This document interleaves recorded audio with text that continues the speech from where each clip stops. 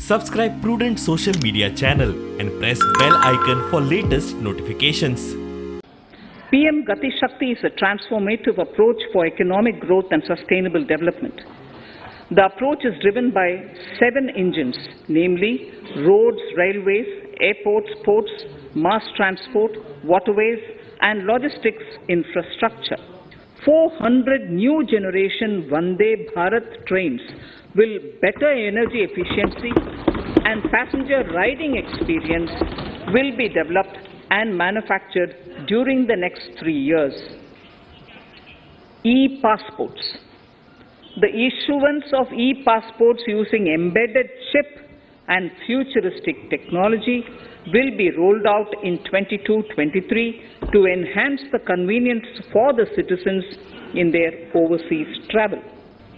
Required spectrum auctions will be conducted in 2022 to facilitate rollout of 5G mobile services. Within 2022-23, 68% of the capital procurement budget will be earmarked for domestic industry in 22-23. This updated return can be filed within 2 years from the end of the relevant assessment year.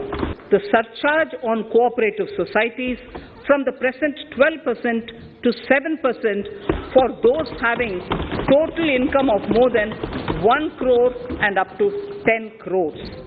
I propose to increase the tax deduction limit from 10% to 14%. I propose to provide that any income from transfer of any virtual digital asset shall be taxed at the rate of 30%.